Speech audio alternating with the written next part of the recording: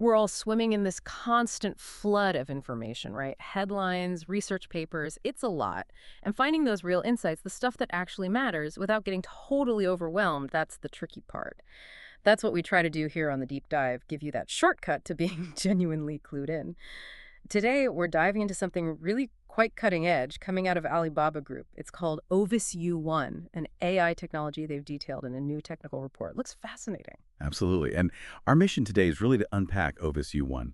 We want to get a handle on what it is, obviously, but also how it manages to blend these different AI skills handling language and visuals, and maybe more importantly, why this kind of unified approach could be a really big step forward for AI, especially for these complex multimodal tasks. Okay, let's get into it. The report calls Ovis-U1 a 3 billion parameter unified model. Now, unified, that's a word we hear a lot in AI. What does it actually mean here for Ovis-U1 specifically? Yeah, that's a great question.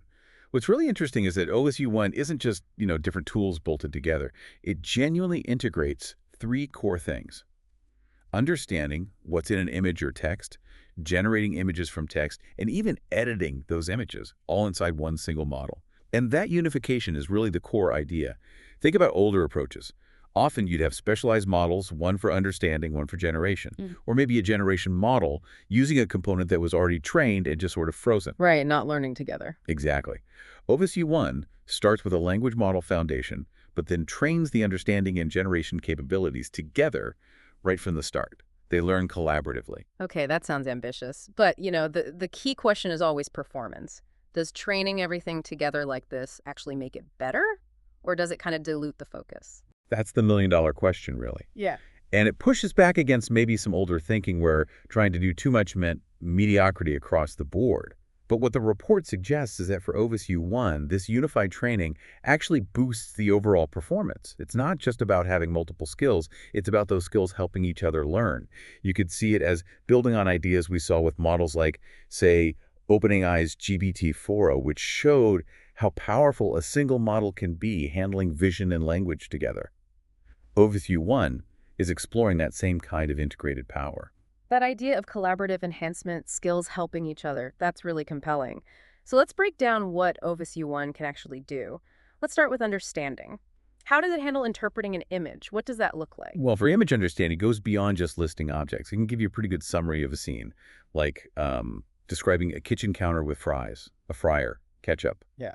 It paints a little picture with words. Captures the context. Right. And what's also quite neat is its ability to read and understand text within the image itself.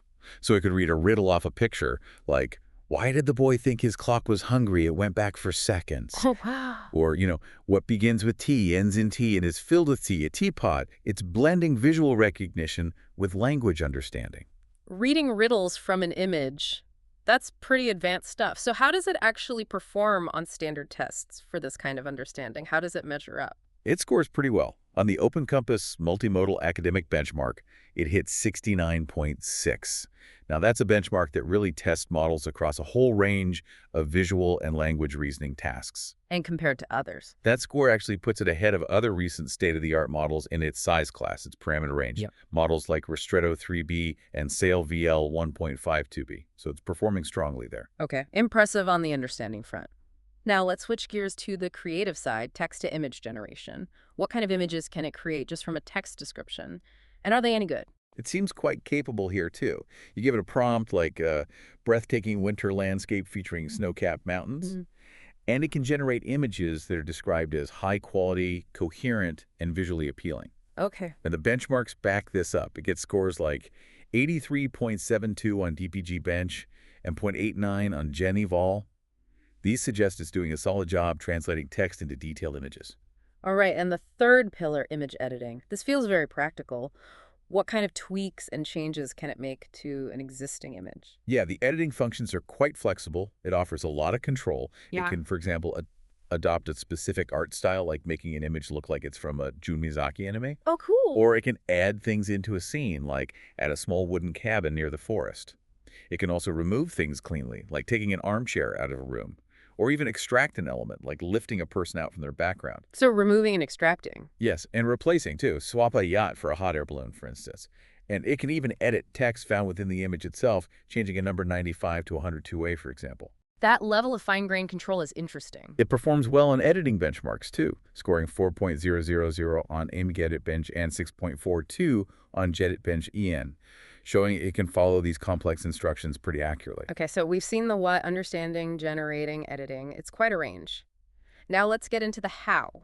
What's going on under the hood that lets Ovis-U1 juggle all of this? The architecture is definitely key. The foundation is a large language model called Qwen3-1.7B.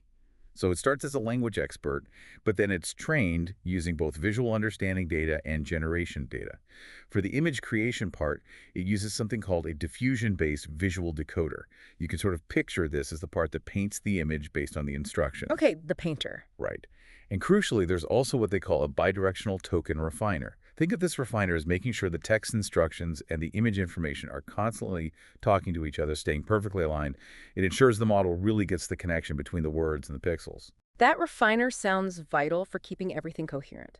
And you mentioned this multi-stage training approach earlier. Can you walk us through that? How does it build up these skills progressively? Yeah, it's a 6-stage process. It doesn't try to learn everything at once. It builds up capability layer by layer. Starts with language, then adds image understanding, then generation, then editing.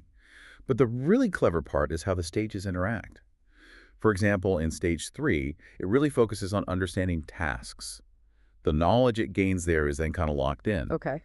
But then, in stage 4, the refiner and the visual decoder are trained specifically to work with those optimized text and image representations learned in stage 3. So the process of learning to generate images actually helps refine the model's understanding. It's this feedback loop. Ah, so learning to create makes it better at interpreting. Exactly. The active generation seems to sharpen its grasp of the visual linguistic connections. It's a key insight. That really reinforces the point about unified training, not just enabling tasks, but improving them together. Because as you said, sometimes unified models actually see a drop in performance on some tasks. Right. That's often been the trade-off. But Ovis-U1 seems to buck that trend. The report highlights a 1.14-point average improvement in its understanding scores because of the unified training. They argue that forcing the model to generate images and perform edits based on text actually helps align the visual parts of the model with the language parts more effectively. So it's not a compromise, it's a synergy. That seems to be the finding here. And they also show how adding image editing data specifically boosts the text-to-image generation performance in the final stage.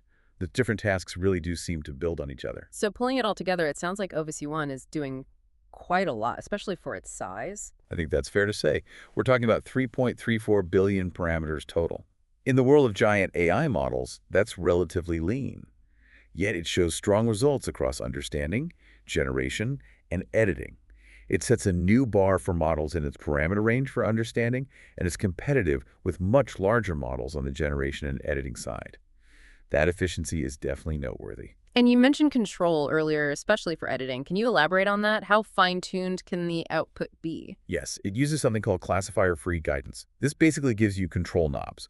One knob, let's call it CFG-GI, controls how faithful the edit stays to the original image. Right. And another knob, CFG-TXT, controls how strictly it follows your text instructions for the change. And the model seems pretty robust. It performs well even when you adjust these settings, giving you creative flexibility. The examples they show really back this up too. It can make very specific localized changes like changing just the background to a forest or applying a graffiti style without messing up the main subject and while sticking closely to the prompt. That precision is important. So, wrapping up our deep dive into Ovis-U1, it really does seem like a significant step for unified multimodal AI. Coming from Alibaba Group, this 3 billion parameter model isn't just ticking boxes for understanding, generation, and editing. The key takeaway seems to be how it integrates them, showing that training them together can actually elevate the performance of each part. I agree. The report really emphasizes that Ovis-U1 is pushing the envelope for what these unified models can achieve. It tackles some tricky architectural and training challenges head-on, suggesting ways to build more integrated, capable AI systems without the old compromises. And interestingly, even with this success, they're already mapping out what comes next. They're not stopping here. No, they lay out several clear directions for future work. One is scaling up, increasing the model size, the number of parameters, which they hope will help reduce things like visual artifacts or nonsensical outputs, hallucinations. They also want to improve the training data, making it richer, more diverse, with more complex mixes of images and text. Makes sense. Better ingredients, better model. Right. And they're looking at architectural innovations, too. specifically to get even better at preserving those fine details during image editing, which can be really challenging. And then there's the big one, alignment. Using techniques like reinforcement learning from human feedback to make sure these powerful models behave in ways that align with human preferences and values, that's a huge area across all of AI right now. It definitely is. So that brings us to a final thought for you, the listener. As we see these unified AI models like Ovis-U1 getting better and better seamlessly understanding, creating, editing images and text, what kinds of new applications or possibilities does that spark in your mind? Where could this technology take us next?